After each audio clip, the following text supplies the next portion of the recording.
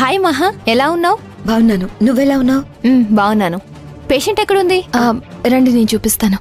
అలాగే.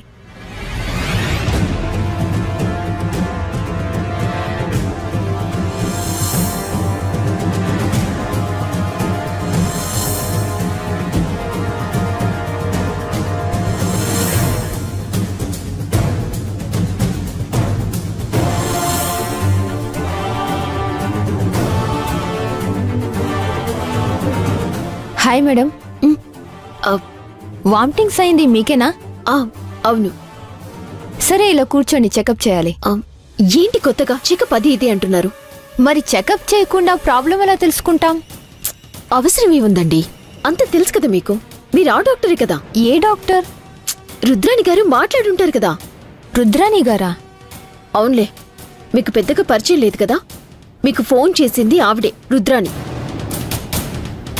ఇప్పుడు మీరు వచ్చి చెకప్లో అవి ఇవి అని చేయాల్సిన అవసరం లేదు.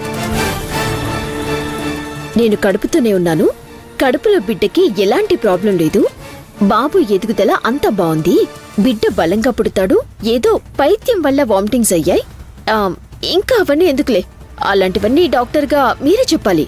మీకు తెలుసు కదా ఏం చెప్పాలో. ఒకసారి చెయ్యివ్వండి, చూస్తాను. ఎందుకు? జనరల్గా చెకప్ చేయాలి కదా. ఓ, బయట వాళ్ళకి అనుమానం రాకుండానా? కూర్చోండి. జనరల్ చెకప్ అనుకుంటా.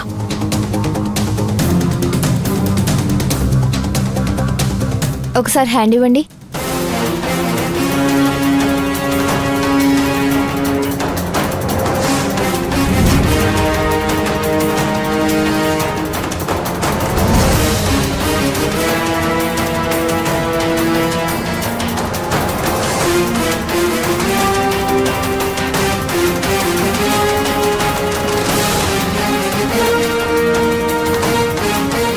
నువ్వు ప్రెగ్నెంట్వా?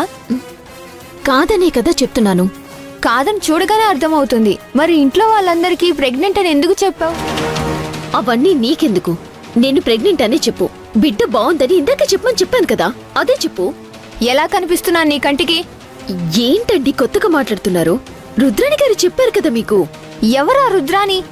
నేను మహాలక్ష్మి ఫ్రెండిని.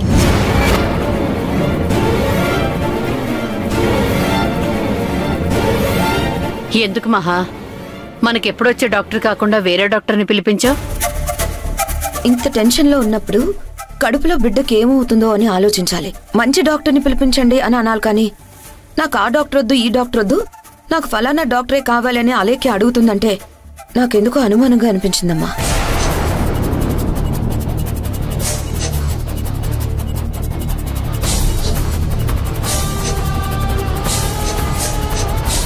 భూమి విషయంలో జరిగిన తప్పు మళ్ళీ జరగకూడదు. అందుకే ఎందుకైనా మంచిదని నా ఫ్రెండ్ని పిలిపించాను.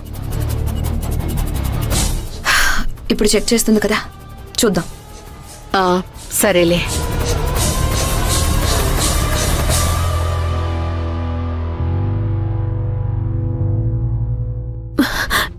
డాక్టర్ గారు, మీకు పుణ్యం ఉంటుంది డాక్టర్ గారు, దయచేసి విషయం బయటికి చెప్పకండి ప్లీజ్. ఏం మాట్లాడుతున్నారు మీరు? ప్రెగ్నెన్సీ లేకుండానే ఉందని చెప్పి ఇంట్లో వాళ్ళని మోసం చేసిన చాలక నన్ను కూడా అదే అబద్ధం చెప్పమంటావా?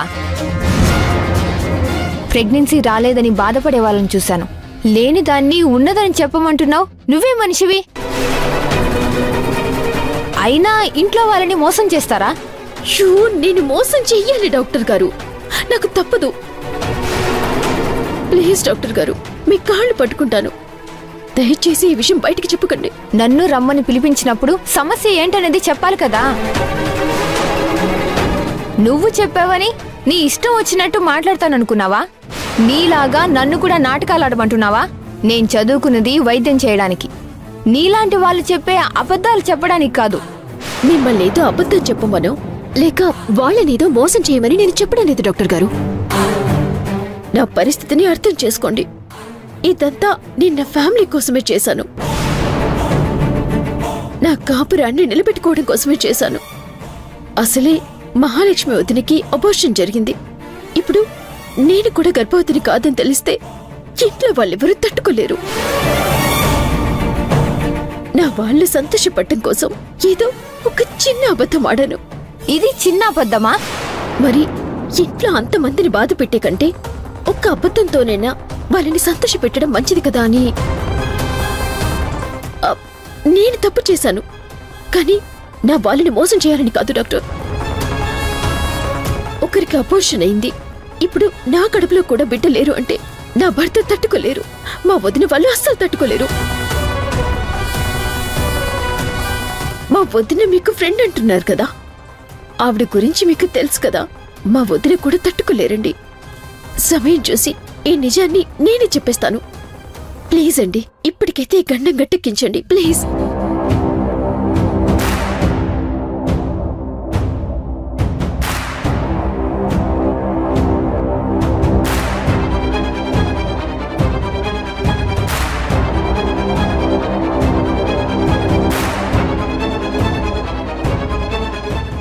ఎలా ఉంది డాక్టర్? ఏ ఇబ్బంది లేదు కదా? తన సంగతి తర్వాతమ్మా. కడుపులో బిడ్డ ఎలా ఉంది? ఏ ఇబ్బంది లేదు కదా? ఏ ఫుడ్ ఎక్కువగా తినకూడదు, అది ప్రెగ్నెంట్ గా ఉన్న టైంలో అస్సలు తినకూడదు.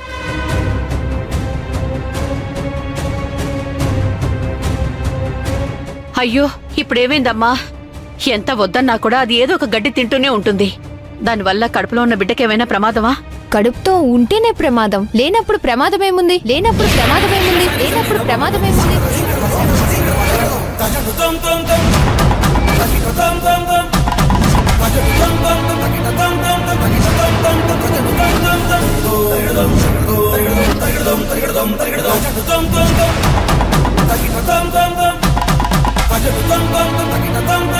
ఏమంటున్నావమ్మా? అవునండి, తను గర్భవతి అయితే కడుపులో బిడ్డ గురించి ఆలోచించాలి, కాదు కదా? కాదు కదా?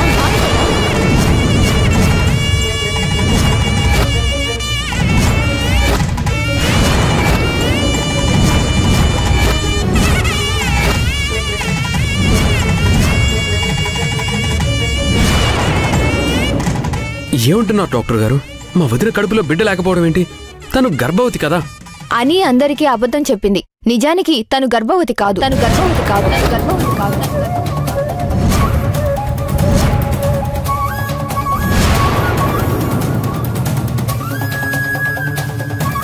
నువ్వు నీ కడుపులో మోస్తుంది మన బిడ్డను మాత్రమే కాదు, మన వంశాన్ని. ఇంతమంది ఆనందానికి కారణమే నీకు థ్యాంక్స్ చెప్పడంలో తప్పే ఉంది. ఇన్ని రోజులు అది కడుపుతో ఉందని, తన కడుపులో ఈ ఇంటి వారసుడు పెరుగుతున్నాడని అందరూ సంతోషంగా ఉన్నావు. ఇప్పుడొచ్చి అలాంటిదేమీ లేదంటున్నావు. ఇంకోసారి సరిగ్గా చూడమ్మా. నేను క్లియర్ గా చెకప్ చేసిన తర్వాతే చెప్తున్నాను. ఇలాంటి డెలికేటెడ్ విషయాలు కంప్లీట్ గా చెక్ చేయకుండా చెప్పలేం, చెప్పకూడదు కూడా.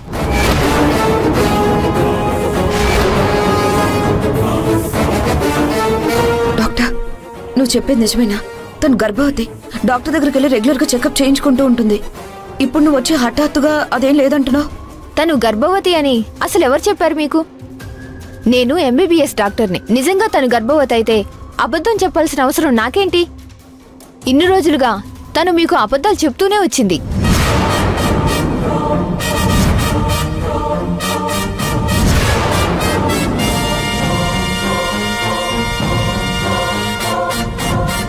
కడుపులో బిడ్డ లేకుండానే తను గర్భవతి అని చెప్పిందా?